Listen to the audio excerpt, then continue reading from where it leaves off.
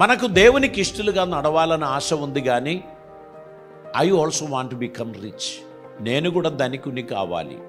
నా ఫ్రెండ్ నాకంటే డల్గా ఉన్నవాడు ఇప్పుడు గొప్ప ధనికుడు అయ్యాడు కనుక నేను కూడా కాస్త హుషారీతనం చూపించాల్సినటువంటి అవసరత ఉంది అని ఐహిక విచారము, ధనమోసము ఒక వ్యక్తి ఆత్మీయ జీవితాన్ని పాడు చేస్తుంది. తద్వారా ఏం జరుగుతుంది? తన పీస్ ఆఫ్ మైండ్ ఆయన పోగొట్టుకుంటున్నాడు. నిద్ర లేకపోవచ్చున్నాడు, ప్రశాంతత లేకపోవచ్చున్నాడు, అన్నిటికీ ఇరిటేట్ అవుతున్నారు. కొంతమందితో మాట్లాడితే వెంటనే వారు ఇరిటేట్ అవుతున్నారు అనుకోండి, సంథింగ్ ఈజ్ బోదరింగ్ దెమ్.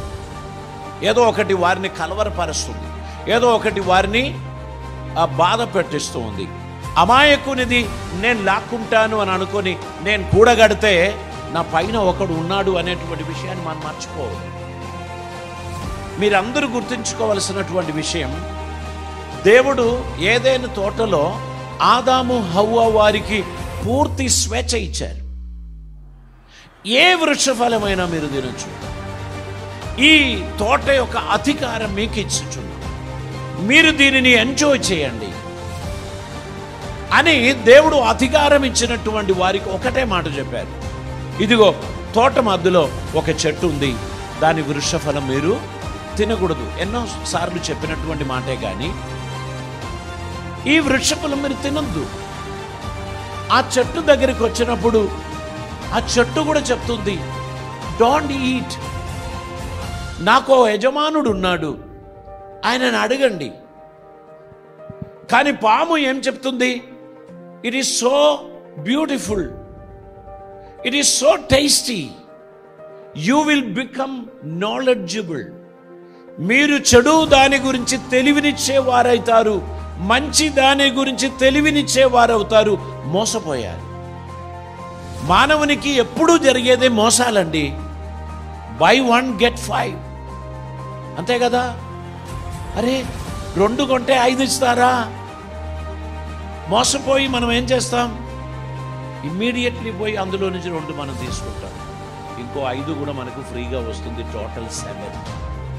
కానీ ఎవరైనా పుణ్యానికి వారి వస్తువులు మనకి ఇస్తారా?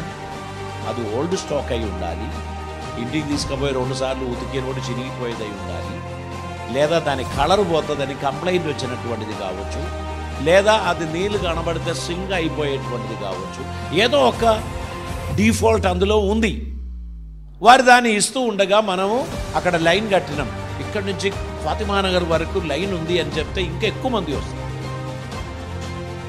అక్కడ నిజంగా ఏదో అద్భుతం జరుగుతుందని చాలా మంది ఇంకేం ఆలోచించరు. వాళ్ళు త్వరగా వాళ్ళు తీసుకునే ముందు నేను తీసుకోవాలని ముందుకు పరిగెత్తుపోయి చేతికి దొరికిందన్నీ తీసుకొని వచ్చి కౌంటర్లో ఏం ఆలోచించకుండా బిల్లు పే చేసి బయటికి వచ్చిన తర్వాత దీన్ని పరిశీలన చేస్తున్నాడు, లోపాలు కనబడితే అప్పుడు తిరిగి తీసుకొని వెళ్తాం. అప్పుడు చెప్తారు, మేము ఆల్రెడీ రాసాం, ఇది చూడలేదా? ఒక చిన్న స్టార్ కనబడుతుందా? ఆ స్టార్లో కండిషన్స్ అప్లై. ఏంటి కండిషన్? No return back. ఈ కడప దాటినది ఏది కూడా లోపలికి రాదు అని చెప్పింది. మీరు చూడలేదా? చూడలేదండి. అది చూడాలంటే ఒక స్పెషల్ లెన్స్ కావాలి. ఆ పైన ఉన్నవన్నీ మనకు కనిపించింది, కానీ కండిషన్ సప్లై అనేది మనకు కనిపించలే. జీవితం అంతా ఒకరినొకరు మోసం చేస్తున్నటువంటిదే, కానీ అక్కడెక్కడ కూడా రియాలిటీ మనకు కనిపించడం లేదు.